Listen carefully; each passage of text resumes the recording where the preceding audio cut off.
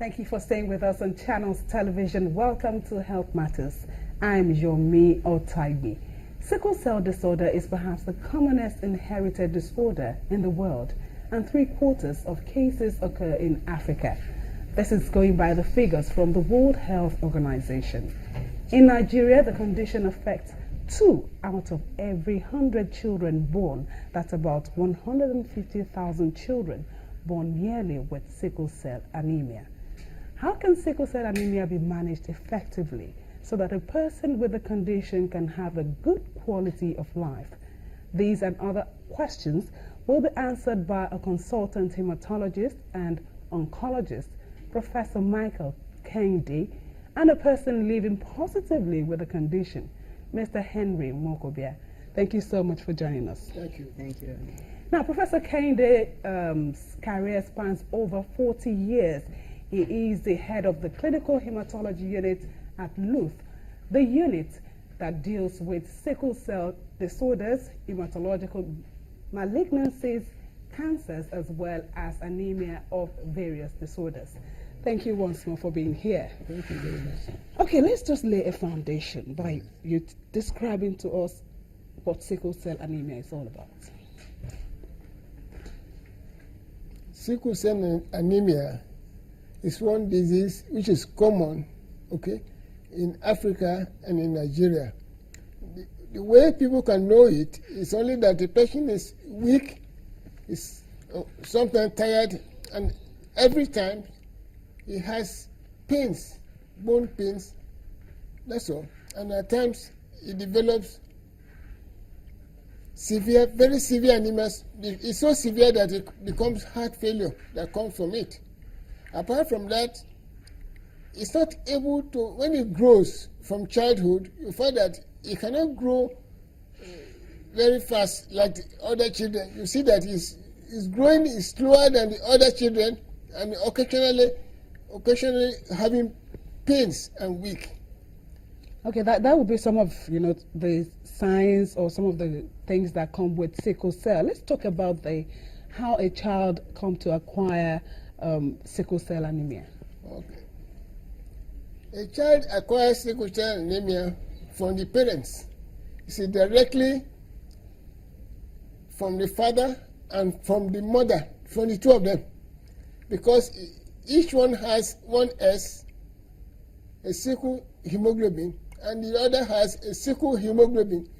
If the child has the two hemoglobins, one from the other and one from the mother, then it has sickle cell anemia by definition.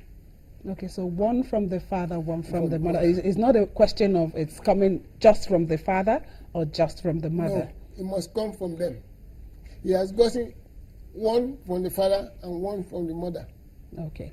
Now, this inheritance, you find that sometimes people just get so confused about sickle cell anemia. They're thinking, what kind of child is this? He's always sick. He's always having to go to the hospital. Tell us about the incidence in Nigeria. It is said that 2 out of 100 children do have sickle cell anemia. Yes, it's true that 2 out of 100 will have sickle cell anemia. That means they will have SS. Okay. There are many types of sickling conditions, but SS is the worst because there's SS, S for father, S for mother, and there's also SC, one from father, one from mother. The SC, we don't have a lot in Nigeria, but in Ghana, SC is more than SS. So all over the world, and there's several more abnormal hemoglobins. But each time you have S and another S, that's sickle cell anemia, and that is the most serious illness. Okay, so let's talk more about the others too, because I hear some people do have AC, and you've mentioned SC. Yes. Are they also carriers, or they already have the disorder? Now, people who are carriers of sickle cell, they have only inherited one S from one parent, either from mother or father, and the other hemoglobin they have is A, is normal.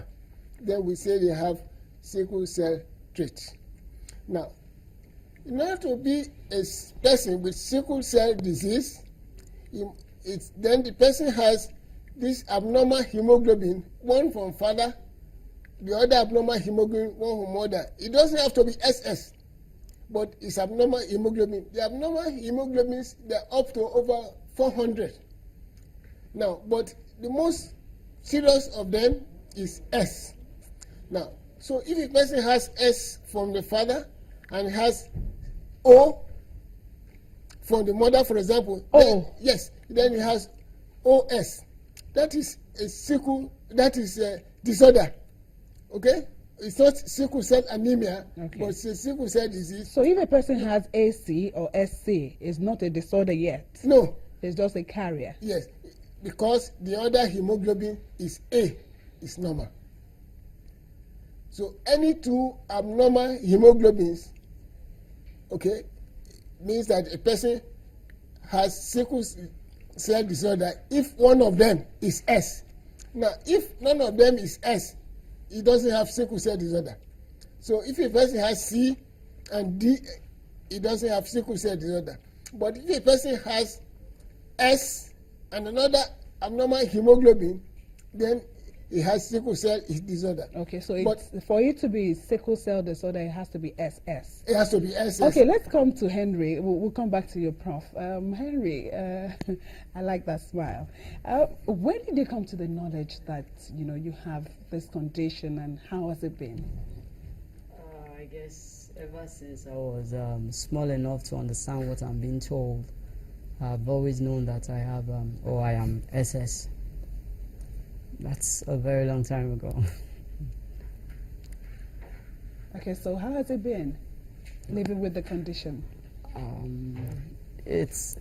I bless God for everything, and due to advances in medicine, due to teachings, due to lectures, like Professor Kehinde here has said, that we can actually live full lives. He's always saying it. We can actually live full lives if we have a good nutrition, if we have a lot of water, adequate water, and there are drugs, there are routine drugs we take, and these would help. It's not a guarantee. Sadly, it's not a guarantee. If you're on Proguanil, that's and prophylaxis malaria drug, if you're on that, you're on folic acid, vitamin C, these would help. But sometimes these crises just creep in. And when they creep in, and you thought that, you were on the watch, but it happened. So it has been a rough ride, and I bless God I'm still here, 35 years and counting. Yeah.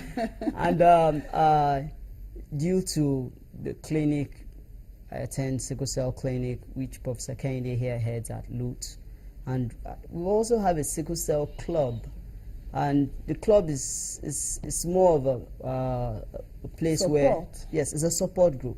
It's an excellent support group where Professor Kehinde actually teaches us on new management methods and new techniques. And so the important thing is that people have the knowledge and have information as to, yes, you may have a child with sickle cell disorder, but that's not the end of life, right?